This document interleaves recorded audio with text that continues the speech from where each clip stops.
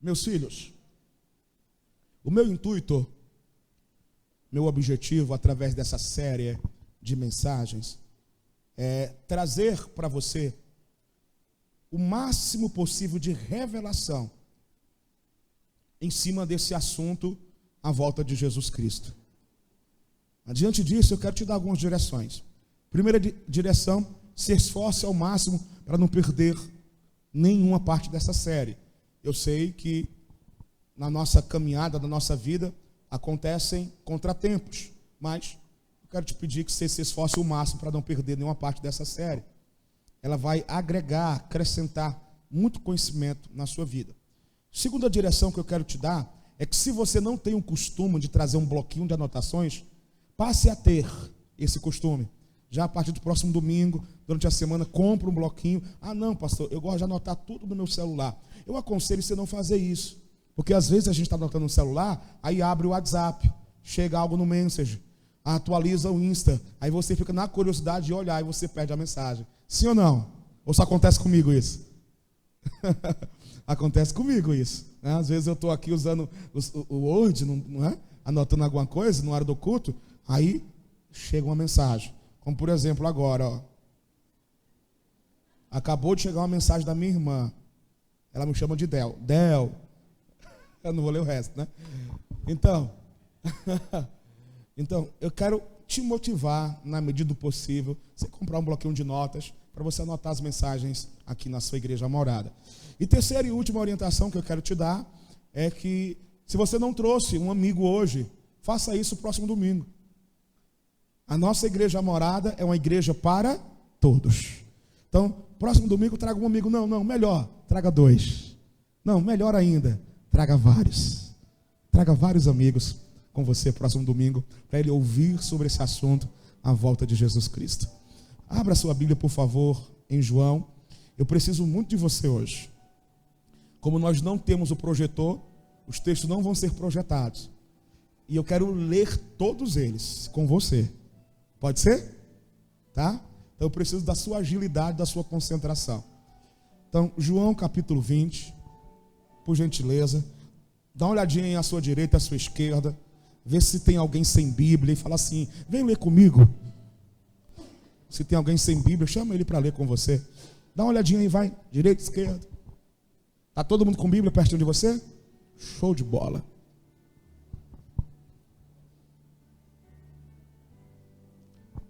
João, capítulo 20, versículo 1.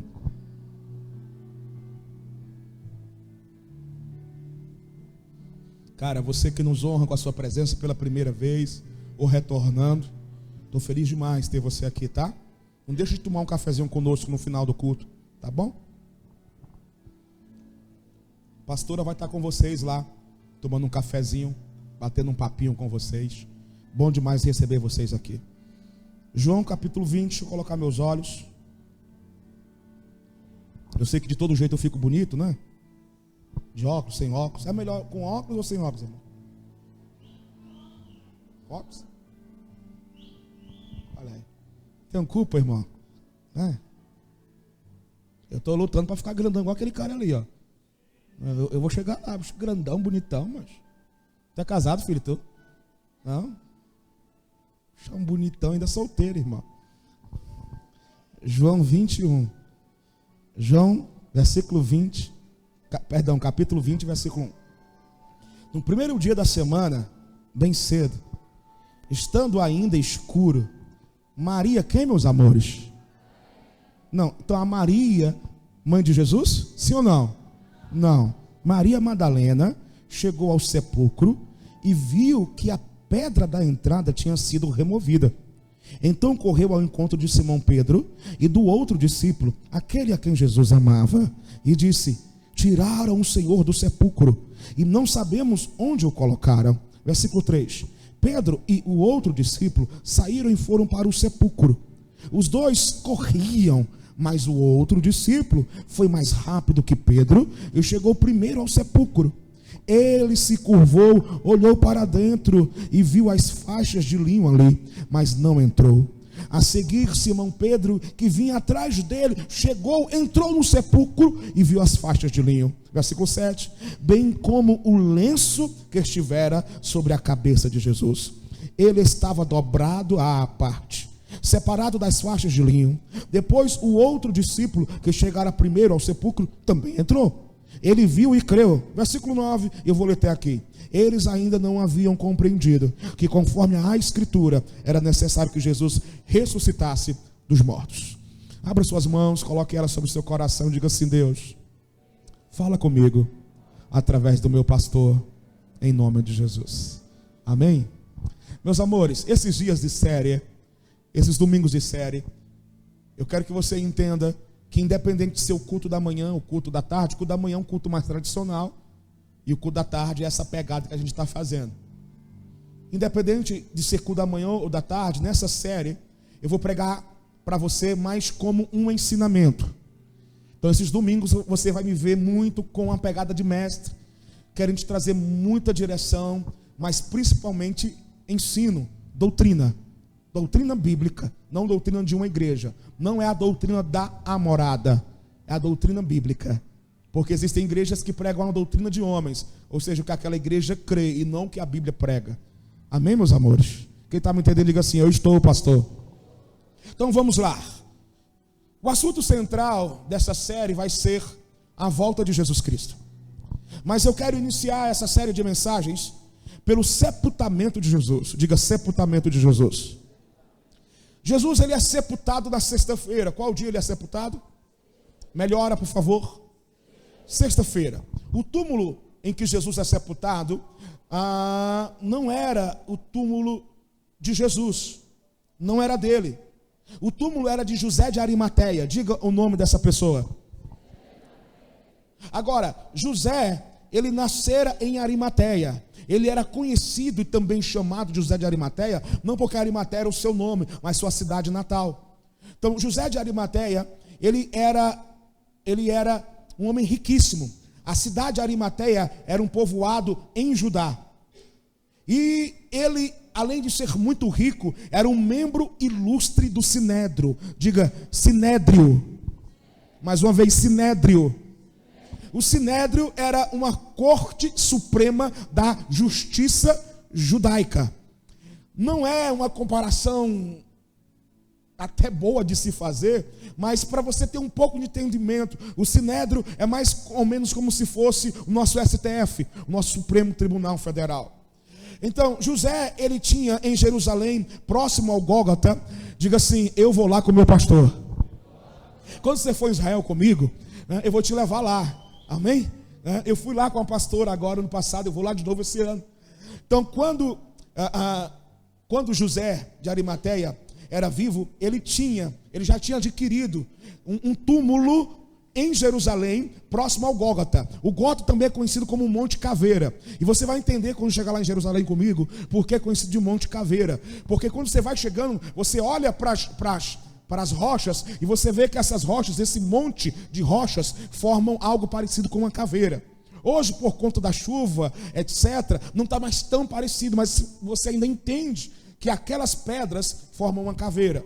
Então também ele leva esse nome, é Gólgota, mas também leva esse nome de Monte Caveira. Então, José de Arimateia, ele tinha um túmulo ali em Jerusalém, nesse Gólgota, cavado dentro da rocha. Diga: dentro da rocha. Um túmulo como esse era caríssimo. Só pessoas de altíssima condição em Israel podiam ter um túmulo como esse. E José de Arimateia, ele adquirir esse túmulo para o seu próprio sepultamento. Mas quando Jesus morre, José de Arimateia sepulta Jesus nesse túmulo que seria dele. Ele doa. Agora, alguém pode pensar: Jesus não tinha um túmulo porque ele era pobre. Não, é um equívoco pensar isso. Escute, existem pessoas que defendem essa tese que Jesus era pobre porque está escrito que ele não tinha onde reclinar a cabeça. Escute, é antibíblico, é fora de contexto pegar esse texto e dizer que Jesus não tinha dinheiro porque ele não tinha onde reclinar a cabeça. Não, essa expressão que ele não tinha onde reclinar a cabeça era concernente a amigos, que ele pudesse abrir seu coração. É tanto que É tanto que quando ele está no Getsemane, a Bíblia diz que ele vai orar, e quando ele volta, os seus melhores amigos, os seus 3 principais apóstolos, Pedro, Tiago e João, estão fazendo o que, irmão? Dormindo. Aí Jesus chega para eles e fala assim: meus amigos, será que vocês não podem vigiar comigo 1 hora sequer? Então, olha só, os 3 principais apóstolos, ele tinha 12, ele tinha 120 discípulos, 12 apóstolos, e dos 12 ele tinha 3 como mais íntimos. Os mais íntimos não estavam naquele momento de dor, de preparação para a crucificação com ele. Dá uma olhadinha para quem está ao outro lado, diga assim: às vezes, os mais chegados, os mais íntimos, também nos decepcionam. Olhe para mim, olhe para cá. E você não pode mudar com eles por conta disso, porque todo mundo erra. Quem está me entendendo? Não, quem está me entendendo? Quem quer ter amizade para sempre aí? Amizade boa, duradoura, quem quer? Aprenda isso. As pessoas que estão próximas a nós são as que mais erram conosco. Por quê? Porque estão próximas a nós. Entenda isso, que você vai errar com elas e elas vão errar com vocês. E aí, se abraça e bola para frente. Se perdoa e bola para frente. Se conversa, se resolve e bola para frente. Para de estar acabando com a amizade porque alguém te decepcionou, cara. Isso é infantilidade. Quem já fez o curso de membresia da Igreja Morada, e quem ainda não fez, eu que dou esse curso, e eu ensino que a morada é a tua família. Quando alguém na tua casa, na tua família, te decepciona, ou faz algo que você não gostou, você troca de família?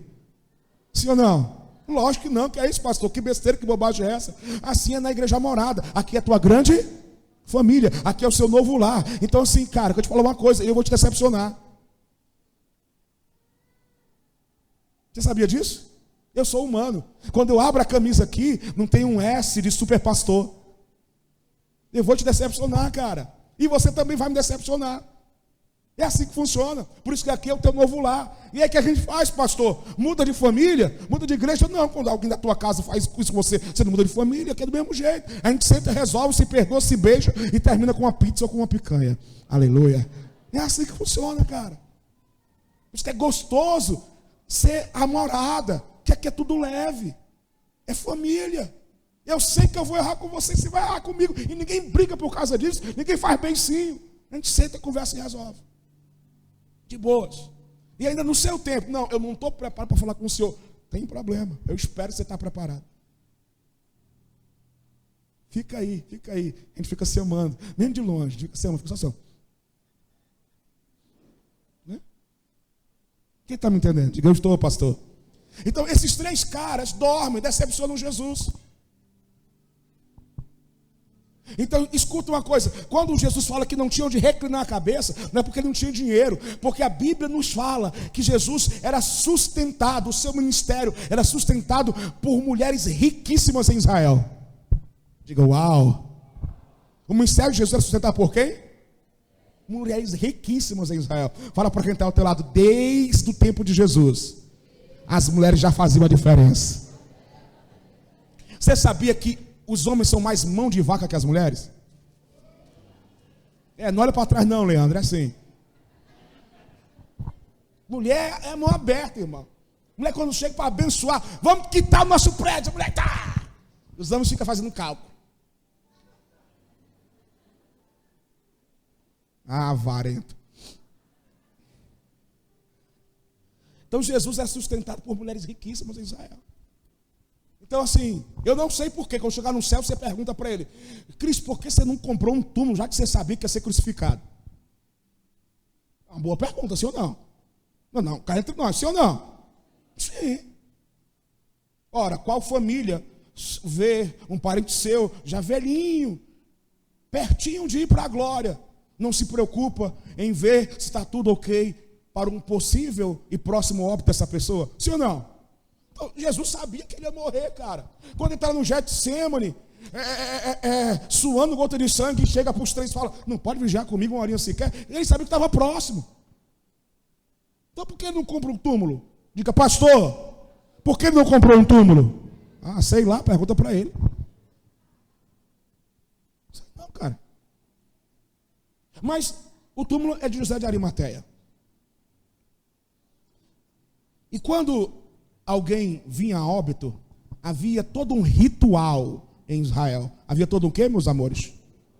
Um ritual. Quando Jesus morre, José de Arimateia, membro ilustre do Sinédrio, vai até Pilatos e pede o corpo de Jesus. Quando ele faz esse pedido, Pilatos não entende nada. Pilatos fica espantado. Afinal, José de Arimateia era um membro ilustre do Sinédrio. O que se entende é que José de Arimateia já era discípulo de Jesus. Por isso que o mesmo não está na votação para crucificar Jesus. Mesmo sendo um membro ilustre do Sinédrio. O que se entende é que José, ele já era discípulo de Jesus, não apóstolo, não dos 12, mas um dos 120. E ele mantinha isso em secreto. Todavia, quando se aproxima o julgamento de Cristo e a sua morte, ele revela isso. João não fala dessa revelação, mas Mateus fala. Vem comigo para Mateus 27, 57. Vamos lá, vamos começar a ler Bíblia agora. Dedos afiados. Mateus 27, 57. Eu vou ler na Nova Versão Internacional. Posso ler? Diga, pode, pastor. Se eu não posso, diga assim, espera um pouco, homem. Tá, vou beber uma água.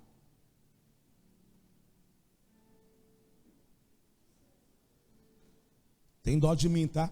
Fiquei rouco depois da conferência. Estou querendo me recuperar. Mateus 27, 57. E agora, posso ler? Ao cair da tarde, chegou um homem, o que, meus amores? Rico, de Arimateia. De qual cidade? Chamado o quê? Chamado José. Que se tornara o quê, meus amores? João não fala isso, mas Mateus fala. Que se tornara discípulo de Jesus. Então, José, ele era discípulo de Cristo. Por isso que ele vai a Pilatos e pede o corpo de Cristo. Quando Jesus morre, vem a óbito, e ele pede o corpo de Cristo, ele pede para sepultar Jesus nesse túmulo que ele tinha. Mas antes do sepultamento havia todo um ritual, todo um preparo. Há quem diga que Nicodemos, um outro homem riquíssimo em Israel, ajuda José de Arimateia nessa preparação, nesse ritual. Então, segundo a cultura judaica, primeiramente o corpo era lavado com água morna. Diga, água morna. Então o corpo era todo lavado, o corpo de Jesus estava cheio de sangue. Ele levou chicotadas, colocaram nele coroa de espinhos, pregos. Então ele precisava ser lavado. E o ritual dizia que tinha que ser com água morna. Após ser lavado o corpo de Jesus com água morna, viu um segundo ritual. Qual era? Era colocar ervas aromáticas. Diga, ervas aromáticas. A história relata, pesquisadores dizem que foram usados cerca de 45 quilos de ervas aromáticas no corpo de Jesus. Diga assim, ele ficou cheiroso. Após esse banho de ervas, envolveram o corpo de Jesus em um pano de linho branco. Os seus braços ficavam para baixo e era envolvido dos pés até o pescoço. Quando chegava assim no pescoço, vinha um lenço para envolver o seu rosto, e esse lenço também de linho. Então, a história diz que todos os panos que envolveram o corpo de Cristo chegaram a um peso de 52 quilos. Quantos quilos? Não, melhora, quantos quilos? 52 quilos de linho finíssimo. Então, Jesus, ele é sepultado. Ele morre ao findar da tarde da sexta-feira. E se você não sabia, quando o pôr do sol chega na sexta-feira, para o judeu já é sábado, eles chamam de Shabat. E José de Arimateia, ele se apressa nessa preparação, porque o Shabat está chegando. E o Shabat até os dias de hoje, quando você for a Israel comigo, você vai ver que até os dias de hoje eles são fiéis demais. Cara, é impressionante. Dalila e eu, quando nós chegamos em Jerusalém, nós chegamos no Shabat. E cara, E nós recebemos um e-mail, nós estávamos no deserto, na festa dos tabernáculos, e nós recebemos um e-mail do hotel para a gente correr, porque os donos daquele hotel eram judeus fiéis, e eles disseram, ó, corre, vem para cá, até às 6, porque depois das 6 não tem ninguém para receber vocês, é Shabat. Então a gente deixou a festa no deserto, perdeu a festa, mas esse ano eu não perco. Perdemos a festa no deserto. Do que essa festa? Da mesma forma que o povo andou no deserto e festejou no deserto, até os dias de hoje, eles fazem a mesma coisa. Então uma festa enorme, linda, milhões de pessoas no deserto, gente vindo de todo mundo, todo o povo, toda a língua, toda a nação. Você tem que ir lá comigo, cara. Você tem que ir lá. E vou te dar uma dica, tá? As passagens estão 2.800. Você divide isso aí em 10, dá 280. Ida e volta. Se eu fosse você, eu fazia conta para ver se dá. Agora tem que fazer conta, tá? Eu fazia uma continha para ver se dá. Tá? Corre que tá bom demais para Israel. Tá? Então, olha só. Quando a gente chegou lá, era Shabat. E, cara, dali ficamos impressionados. Porque a cidade esvazia. Você vê pouquíssima gente na rua. Você vê eles andando a pé. Vê o quê? Para ir para 2 lugares somente. Diga quais, pastor? Os cristãos para a igreja e o judeu não messiânico para a sinagoga. E vão como? Diga, vão como, pastor? A pé. Por quê? Porque além de ser o dia do descanso, eles não querem conforto algum. Se vão para a igreja, vão a pé. E aí, como o judeu tem muito filho, irmão, aquela escadinha. Não, é impressionante, irmãos. Você fica até motivado a ter menino, irmão. Cara, 4 é pouco. Não estou exagerando. Você tem que ir lá para ver esse negócio. 4 é pouco. E a mulher levando o carrinho. E aí quando você olha para o carrinho, você pensa que é um carrinho de trigêmeos. Ou um carrinho de 3 meninos. Um com meses, outro com 1 ano, o outro com 2. Não sei como é isso, cara. Aí o pai pegando na mão de outro, segurando na mão do outro, e a mulher grávida com o buchão. Não, cara, você está rindo. Você pensa que eu estou querendo levar você a pagode. Não, é verdade. É um negócio impressionante, cara. Agora, por que eles fazem isso? Por conta do crescimento dos muçulmanos. O próprio governo israelita, eles dão ajuda de custo. Se eu não me engano, é $1.000 por criança até os 21 anos. Para que Israel seja... Aí, irmão, aí a gente tem menino, né, irmão? Aí a gente tem menino, né, irmão? $1.000 até os 21 anos, irmão. Meu Deus! Multiplica isso por 5 meninos.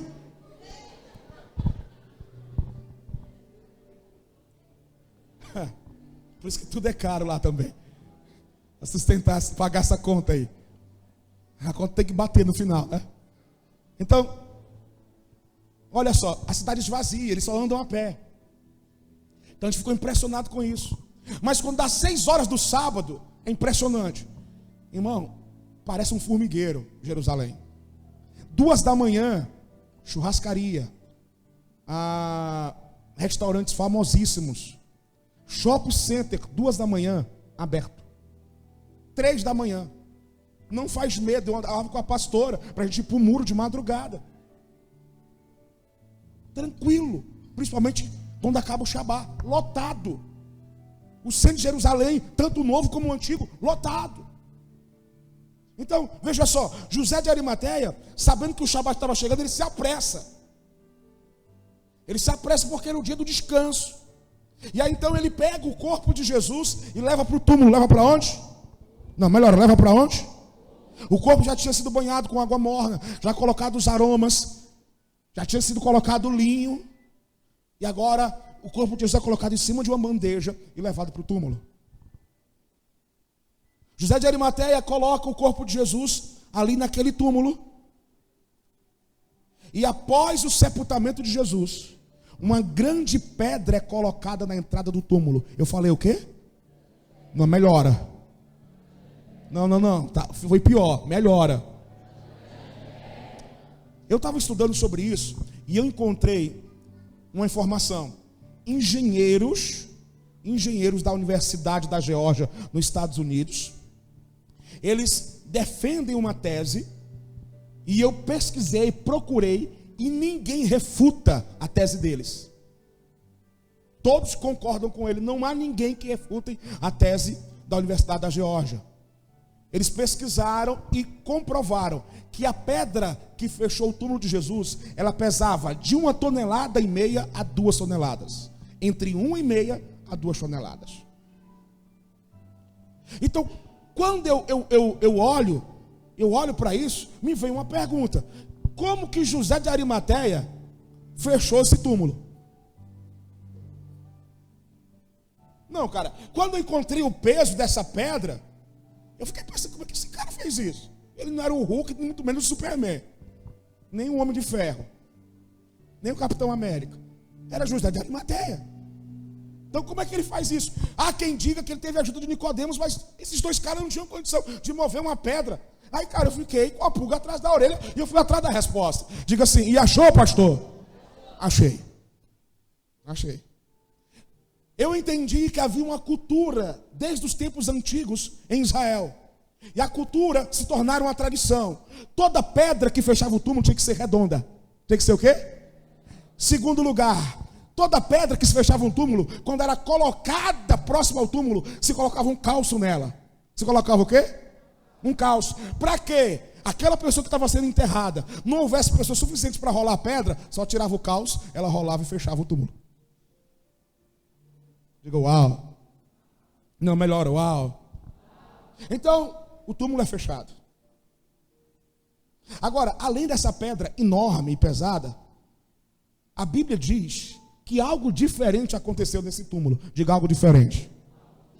Em nenhum outro túmulo daqueles ladrões que foram crucificados ao lado de Jesus, em nenhum outro, numa sexta-feira, foi colocada uma guarda romana. Somente na entrada do túmulo de Jesus. Diga uma guarda romana.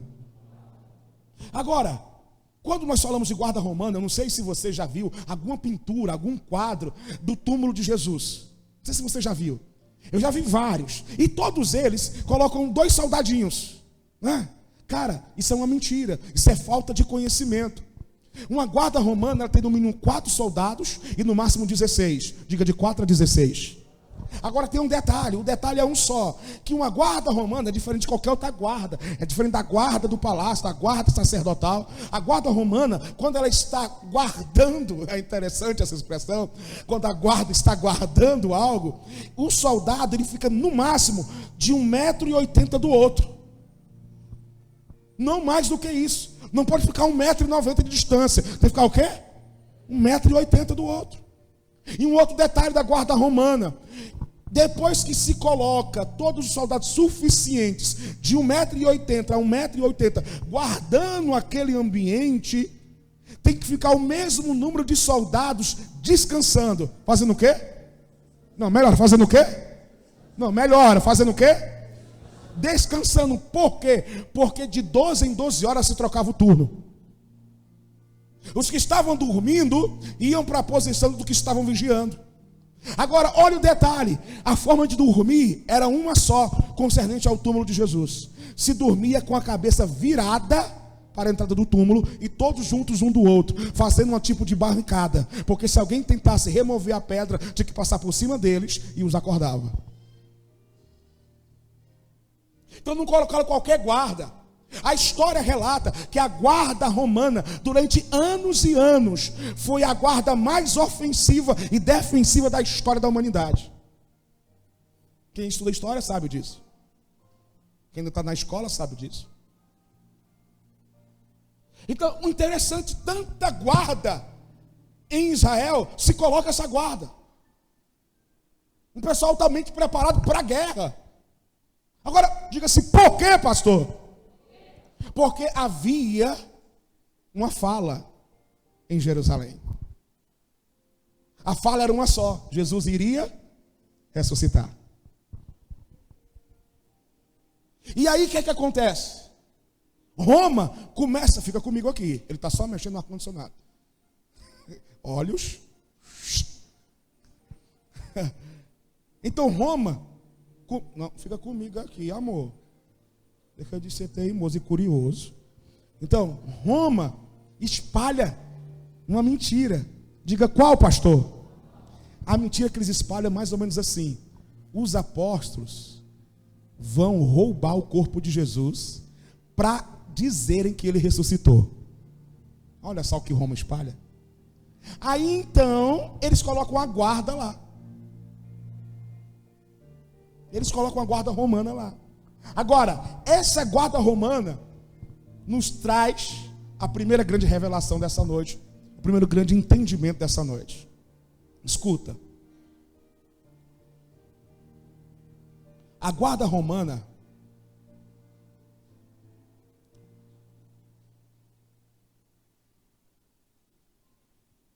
ela simbolizava algo. Diga assim, ela simbolizava algo. Ela simbolizava, diga, ela simbolizava que o conteúdo naquele túmulo era valioso. Era o que, meus amores? Agora, diga assim, em tudo isso, em tudo isso, existe um detalhe. Diga qual, pastor? Vem comigo para Mateus 27. Porque esse detalhe, só quem registra é Mateus. Ninguém mais registra. Lucas não registra, João não registra, Marcos não registra. Somente Mateus registra esse detalhe. Vê só, eu vou ler na versão King James. Se você tem aí a Bíblia do Rei James, eu quero ler com você nessa versão. Mateus 27, 6.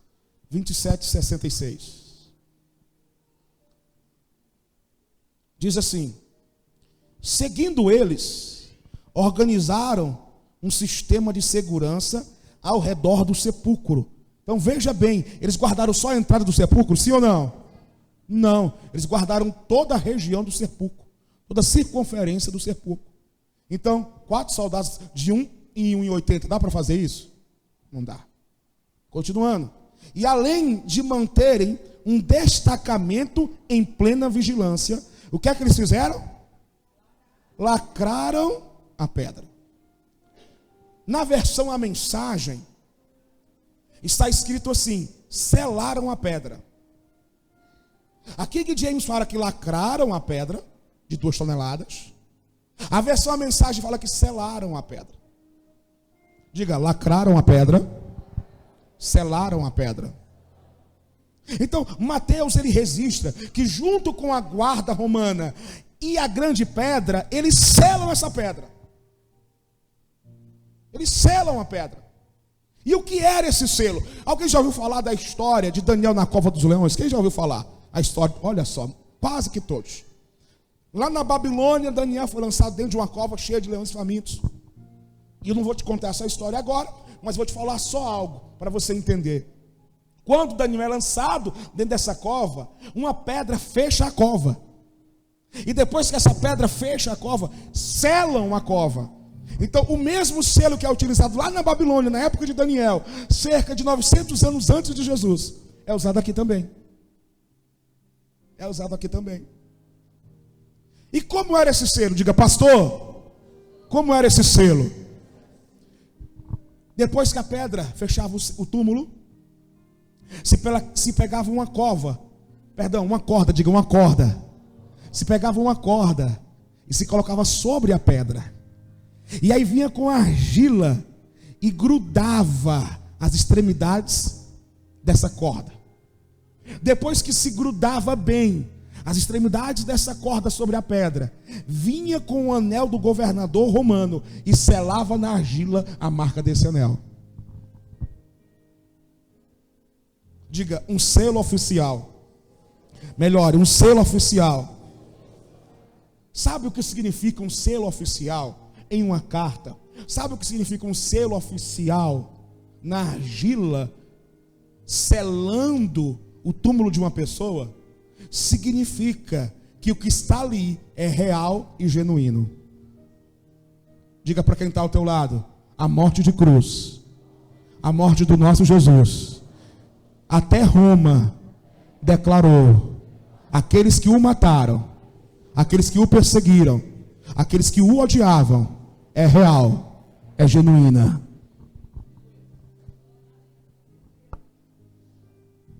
O selo romano é uma das provas que o teu Jesus morreu na cruz por você. É uma prova humana. que Jesus Cristo morreu na cruz pelos nossos pecados. Quem entende, diga assim: glória a Deus. Uma vez que nós entendemos tudo isso, eu quero levar você de volta para o texto base dessa noite, João capítulo 20, versículo 1. Vamos para ele, por favor. João capítulo 20, versículo 1.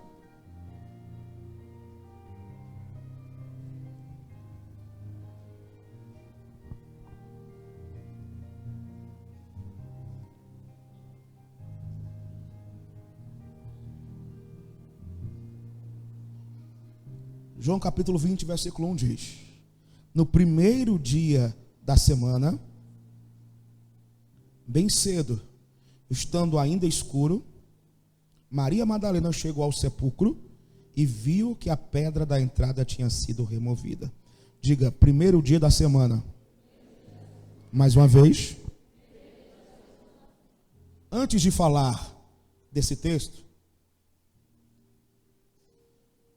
onde o mesmo eu quero aprofundar bastante, próximo domingo, diga para quem está ao teu lado, não perde o próximo domingo. Ele vai aprofundar esse texto. Diga assim, ele vai nos ensinar muito sobre esse texto. E diga assim, traga um amigo. Diga, não, melhor, 2. Não, diga, melhor, traga vários amigos. Então, Jesus é sepultado na sexta-feira. Ele morre na sexta-feira. É sepultado na sexta. E a Bíblia diz que Maria Madalena vai no túmulo de Jesus em qual dia? Não, melhor, em qual dia? Primeiro dia da semana. E qual é o primeiro dia da semana? Não é a segunda, não? Domingo. Então, eu quero te trazer um entendimento. Eu falei para você que nesses dias eu vou estar muito como mestre. Vou estar trazendo muito conhecimento. E eu quero, através desse conhecimento, te trazer um rema de Deus também, uma revelação, para mudar a tua vida. E hoje eu quero te trazer mais um entendimento. E provavelmente o entendimento que eu quero te dar vai cancelar na vida de algumas pessoas, se não de várias, um erro doutrinário. Quem aqui foi ensinado, um dia eu fui ensinado, quem aqui foi ensinado ou já ouviu falar que quando Jesus morreu, ele foi no inferno pregar para quem estava no inferno e levou esse pessoal para o céu? Quem ouviu falar nisso já? Olha só. Então eu tenho que ensinar isso. Fica comigo aqui.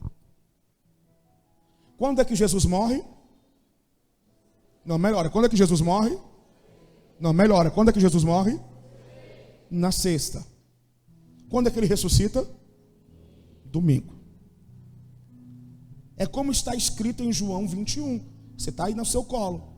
No primeiro dia da semana. Ele ressuscita no domingo. Ou seja, sexta, sábado, domingo.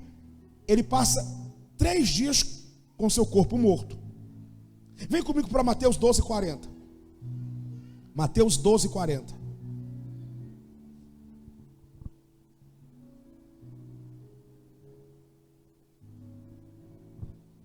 Posso ler? Ninguém falou, então não posso, né? Mateus 12:40. Se eu posso, grita. Eu posso? Pois assim como Jonas, quem, meus amores? Jonas esteve quantos dias? 3 dias e 3 noites no ventre de um grande peixe. Assim, quem, meus amores? O Filho do Homem ficará quantos dias? 3 dias e 3 noites no coração da terra. Então vem comigo. Jesus, ele morre em que dia? Sexta. Então, ele morre na sexta tarde. Sexta tarde ainda é dia. Primeiro dia. Está entendido? Sexta-feira, pôr do sol. Segundo dia. Diga não, pastor. Diga não, pastor. Sim. Sexta-feira após a pôr do sol, para o judeu já é sábado. Shabá. Entenderam agora? Quem entendeu? Diga, entendi, pastor. Então, sexta tarde ele morre, primeiro dia. Pôr do sol, ainda da sexta, segundo dia, porque já é sábado. Pôr do sol do sábado, terceiro dia. Acabou o Shabá. Domingo cedinho pela manhã.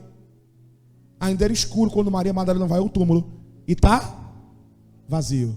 Então Jesus ressuscita antes do dia amanhecer do domingo. Então, sexta à tarde, primeiro dia. Sexta depois do pôr do sol, segundo dia. Sábado depois do pôr do sol, terceiro dia. Domingo antes do dia amanhecer, ele já ressuscitou. 3 dias ele passa no ventre da terra. Agora, qual é o ensinamento que eu quero corrigir? Que ele é errôneo. Divulgam que quando Jesus ele morre, ele vai no inferno pregar para quem está no inferno, para essas pessoas serem salvas. Meus amores, isso é uma falsa doutrina. Quer que eu disse? Fala para quem está ao teu lado, isso é uma mentira. Isso é uma falsa doutrina. De onde essas pessoas tiram isso? Vem com 2 textos comigo. Abra sua Bíblia em Efésios 4:8. Não, faça o seguinte. Abra 1 de Pedro 3:18. Eu leio para vocês Efésios 4:8 para eu correr um pouquinho. Deixa eu correr um pouquinho. Vá para 1 de Pedro. 1 de Pedro 3:18. 1 de Pedro 3:18.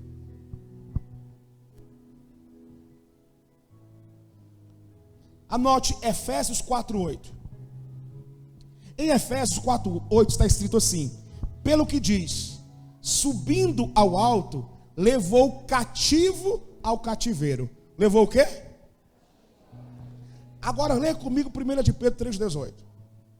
Pois Cristo também, sacrificado uma única vez por nossos pecados, o justo pelos injustos, com o propósito de conduzir-nos a Deus, morto de fato na carne, mas vivificado no Espírito. Diga, morto na carne, mas vivo em Espírito. Acompanhe o 19, e aqui é onde ele sustenta essa mentira. 19, no qual igualmente foi e proclamou aos espíritos em prisão. Diga, proclamou aos espíritos em prisão. Diga, aos espíritos em prisão. Então eles pegam esses 2 textos, Efésios e 1 de Pedro, que em Efésios fala que levou o cativo ao cativeiro, e fala aqui em 1 de Pedro que proclamou aos espíritos em prisão. Então vamos lá. Aqui eu vou te mostrar que isso é uma mentira, e também vou te mostrar o que Jesus estava fazendo nos 3 dias que ele estava sepultado. Fala para quem está ao teu lado. Diga assim: ei, você já foi a um funeral? Espera a resposta. Quem já foi a um funeral? Chegar num funeral e a tampa do caixão estiver aberta, chega lá e dá um beliscão no defunto. Mas aquele beliscão com unha. Não, irmão, faz isso. Dá um beliscão com unha no defunto. Se você der um beliscão de unha no defunto, ele vai sentar no caixão e dar um tapa na tua cara? Não, sim ou não, cara? Mas por que não? Você beliscou ele. Senta aí, meus amores. Senta os meninos, pessoal. Vocês estão vacilando, né? Senta aí, paixão. Não, é porque você é especial para mim. Senta aí, meu amor, meu gato. Sente, minha paixão. Então olha para cá. Escuta. Por que ele não senta e briga com você? Se ele levou um beliscão. Por que o defunto não senta e briga com você? Por quê? Não, eu quero a resposta. Você tem a resposta. Por quê? Porque ele está morto.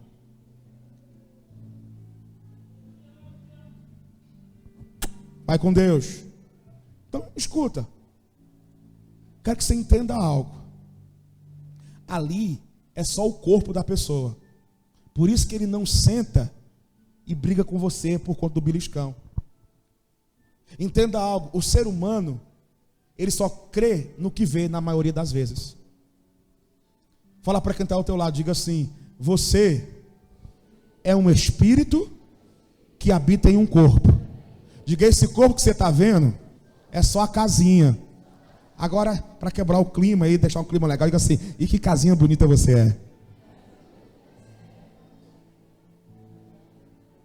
Quem está fazendo romance, paquerando, agora aproveitou, né?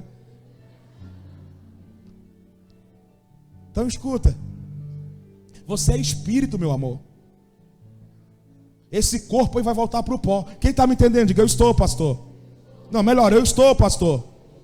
Então, veja só. O que Jesus estava fazendo nesses 3 dias que o corpo dele estava no túmulo? Vem comigo.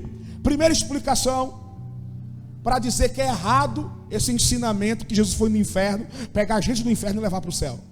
Escuta, quando Jesus ele morre, ele entrega seu espírito a Deus. Vem comigo para Lucas 23, 46. Olha só, Lucas 23, 46. Lucas 23, 46.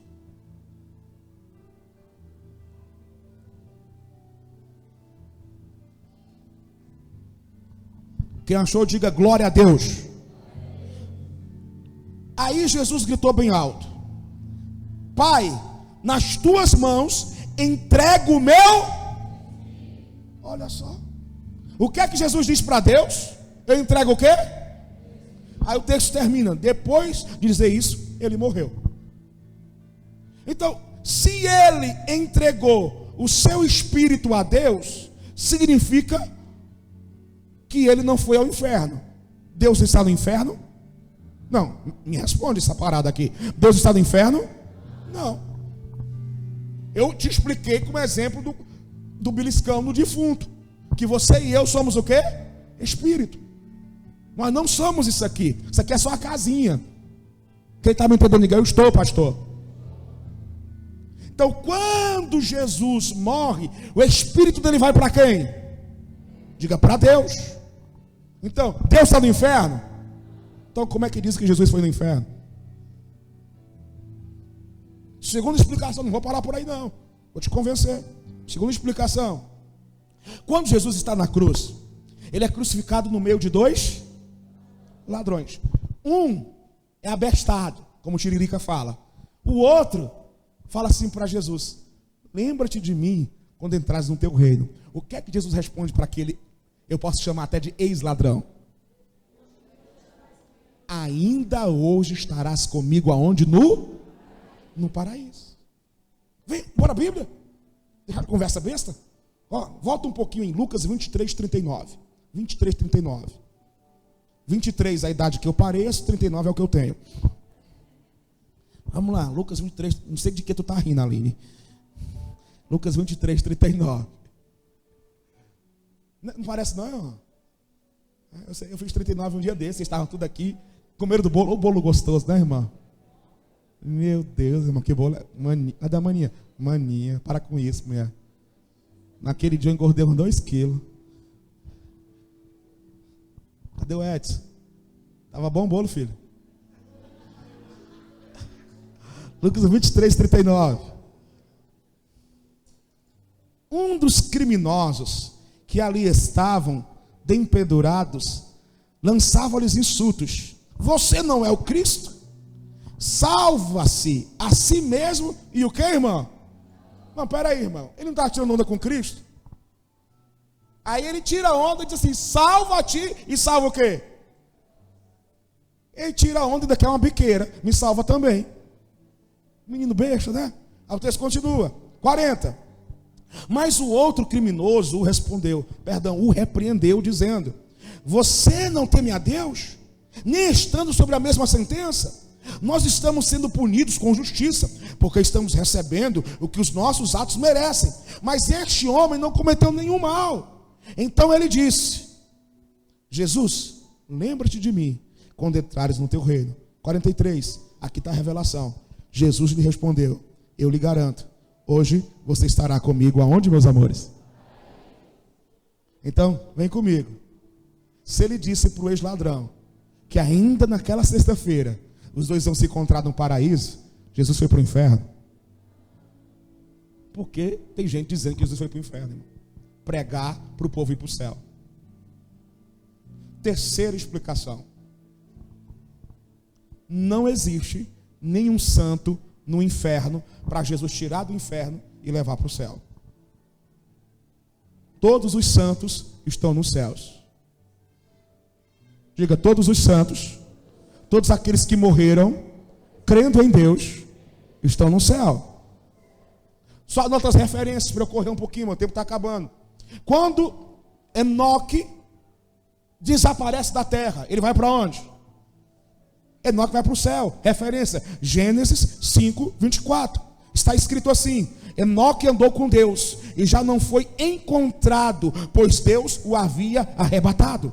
Gênesis 5, 24. Um outro exemplo, Elias. Elias vai para onde? Para o céu. Segundo o livro sobre os reis, 2:1. Segundo Reis, 2:1. Está escrito: quando o Senhor levou Elias para o céu, o levou em um redemoinho. Elias foi para onde? Diga, para o céu. Uma outra referência, diga, o seio de Abraão. Não tem vergonha, não é esse nome mesmo. Diga, o seio de Abraão. Diga, o seio de Abraão não é o inferno. Fala para quem está ao teu lado, não é o inferno. Vamos para ele? Essa aqui eu quero ler com você. Lucas 16, 22. Ainda em Lucas 16, 22. Volta mais um pouquinho.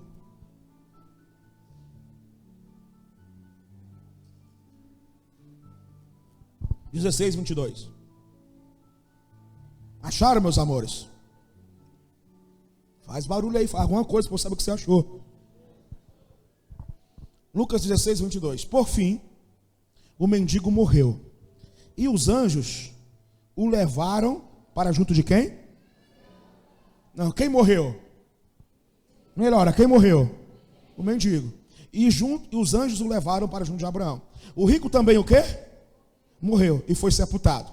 E foi para o lugar do quem, irmãos? Foi para onde? Para o lugar dos... Em algumas versões vai estar para o inferno, em outras versões Hades, e na minha aqui está para o lugar dos mortos. As três expressões significam a mesma coisa. Hades, lugar dos mortos, inferno, tudo é o mesmo lugar, é o inferno. Diga, é o inferno. Escuta, quem morre sem Cristo está no inferno, está onde? Quem morre sem Deus está no inferno, está onde?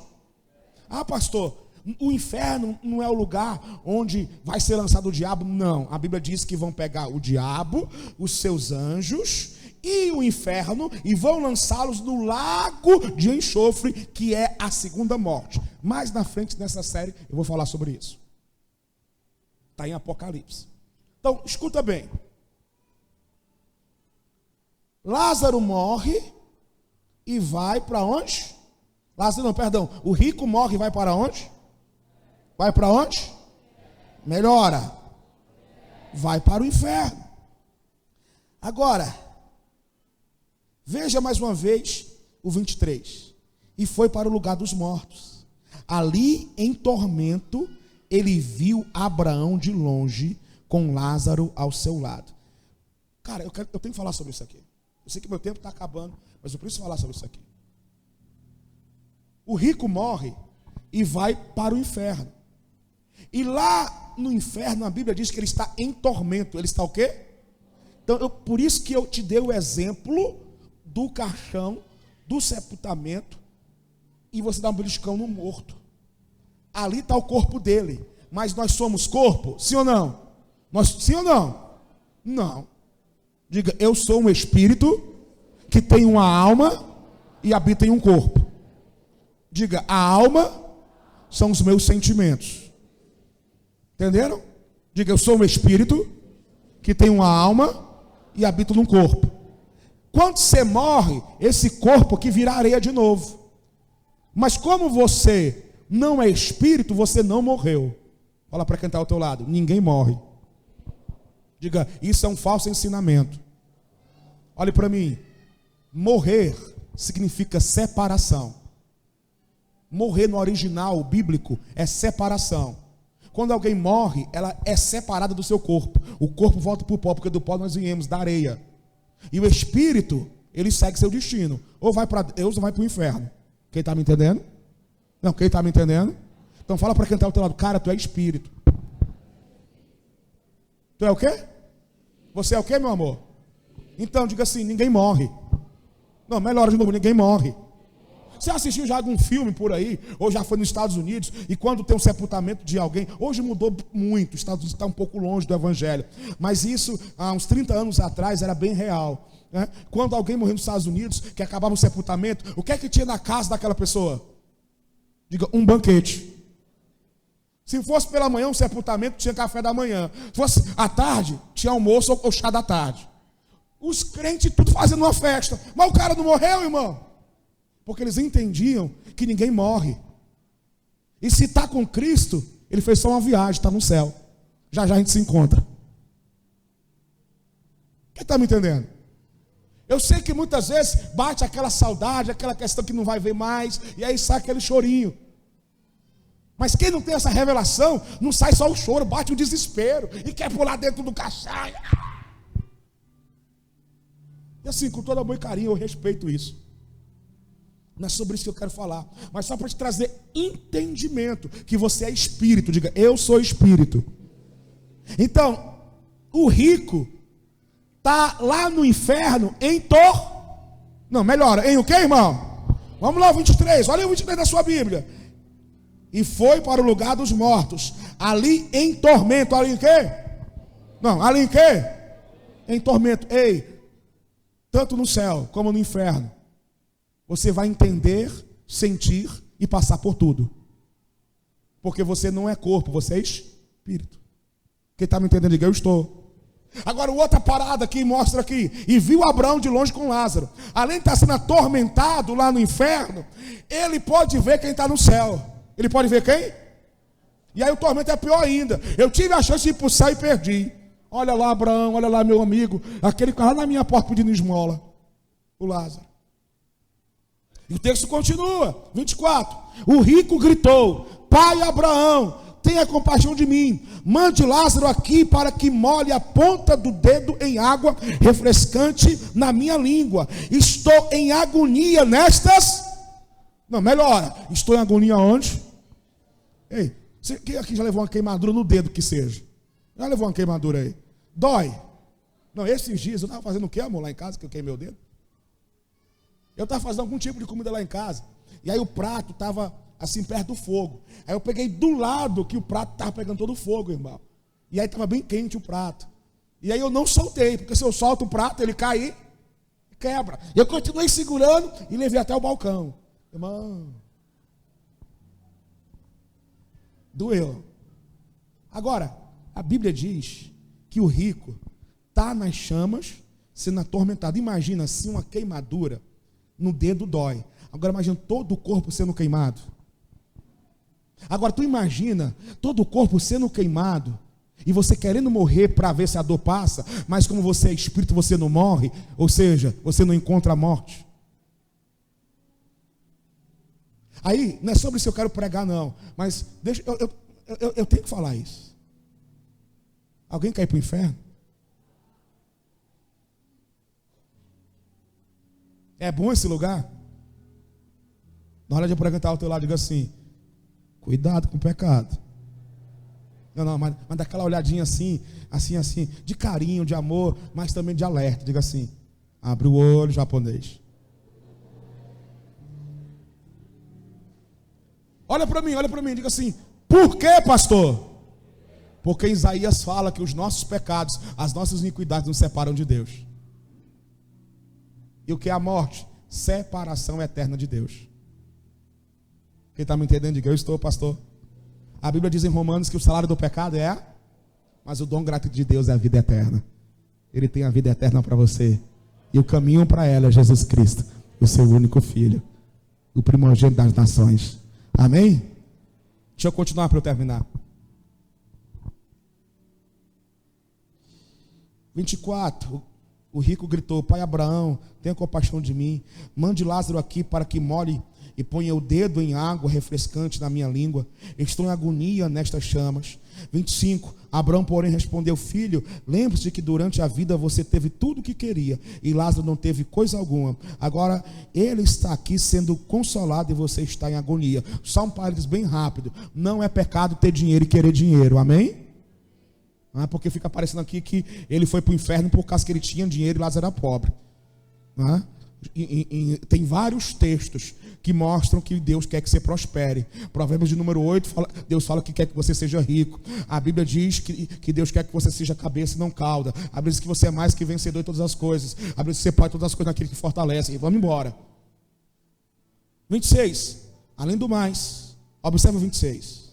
Além do mais, há entre nós um grande abismo. Ninguém daqui pode atravessar para o seu lado, e ninguém daí pode atravessar para o nosso. Vem comigo. Esse texto nos mostra que tanto Abraão como todos os que morreram em Deus no Antigo Testamento estão no paraíso. Estão aonde? Você consegue enxergar isso nesse texto? Está claro para você? Que tanto Abraão como todos que morreram em Deus no Antigo Testamento estão aonde? No paraíso.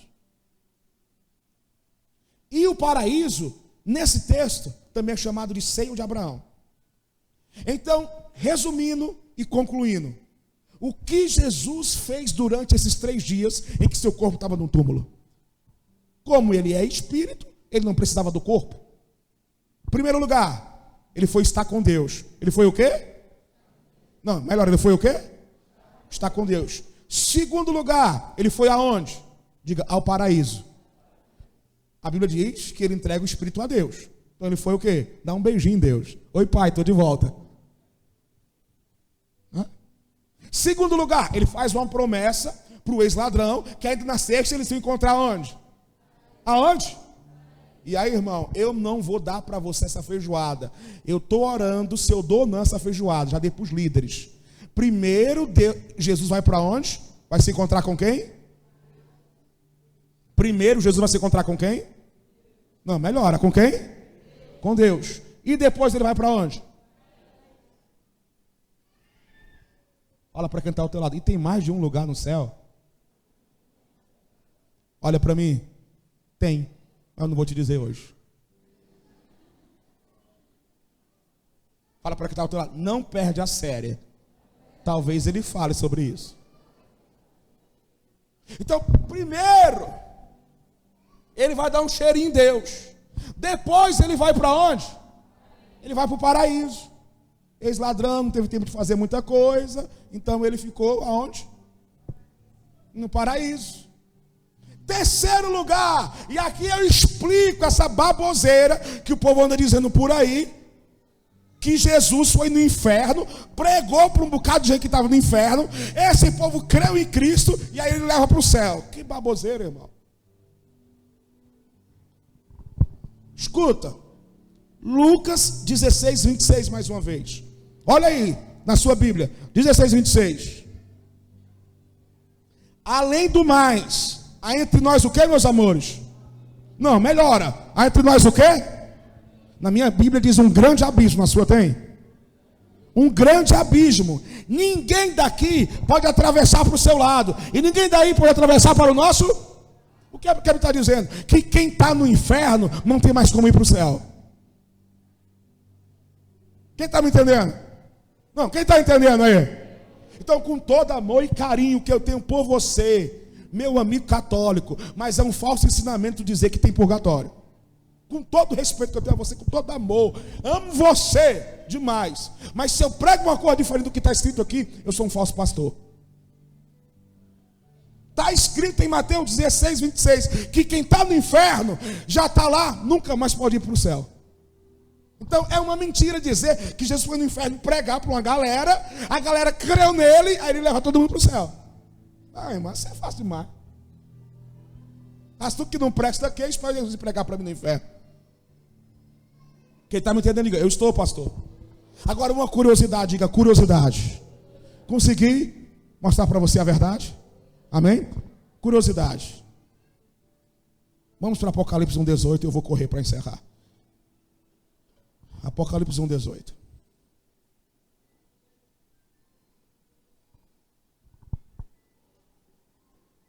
Fica de pé para parecer que está acabando, vai.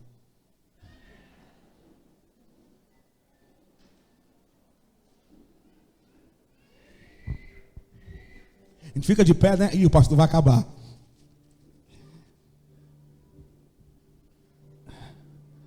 Você abriu Apocalipse 1,18? Sim ou não?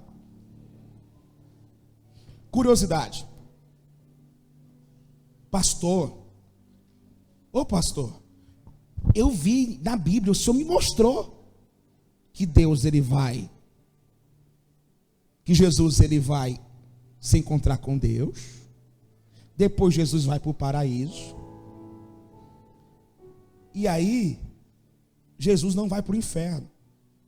Mas aí, pastor, o que é esse texto de Efésios que fala que ele foi levar cativo para o cativeiro.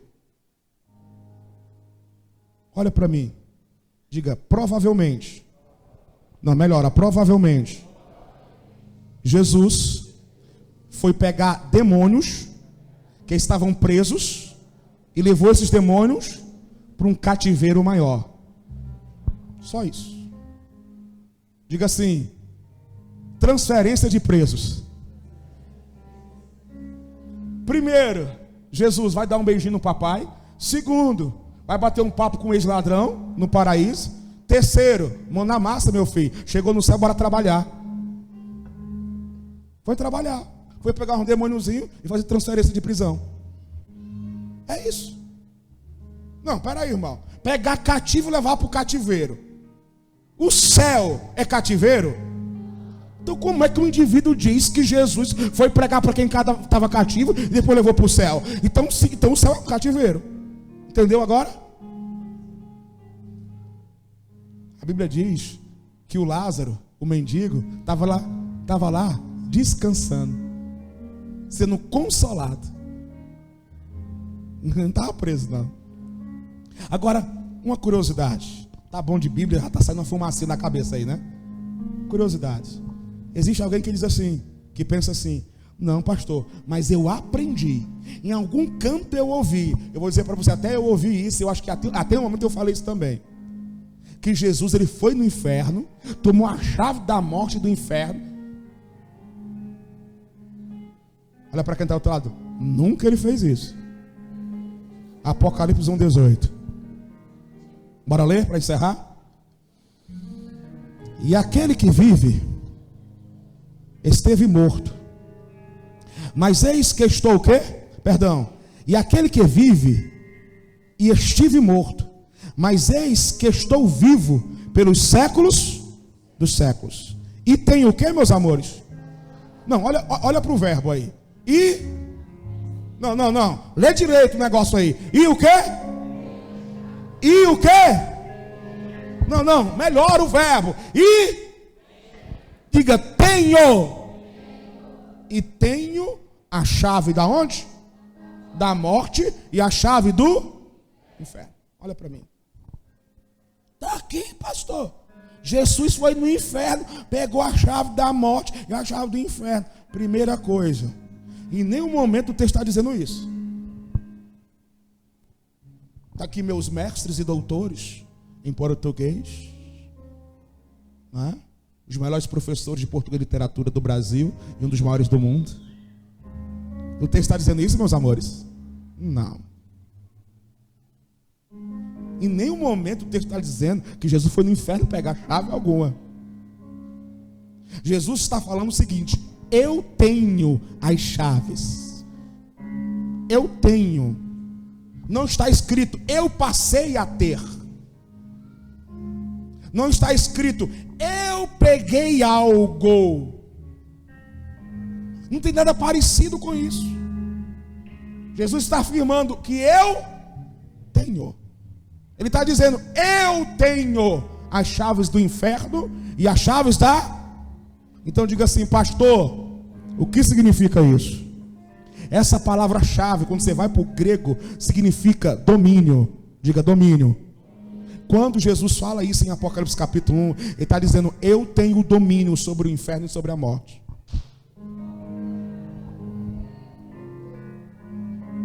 Quando você lê o contexto é ele dizendo, eu sou o alfa e o ômega, o início e o fim, o todo-poderoso. Ele está falando de poder, ele está falando de domínio. Eu tenho o poder e o domínio sobre o inferno e sobre a morte.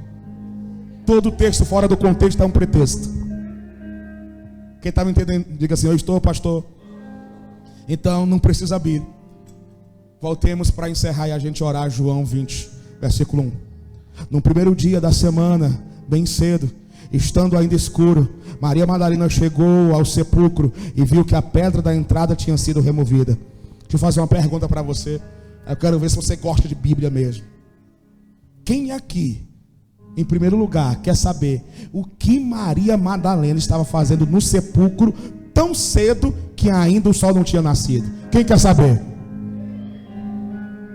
Não vou contar não gostei do eu. Vou fazer uma segunda pergunta para ver se eu falo. Quem aqui quer saber como essa pedra de 2 toneladas foi removida? Não falta domingo que vem, que aí eu conto para você. Amém? Vamos orar? Feche seus olhos, baixinho, tá alto.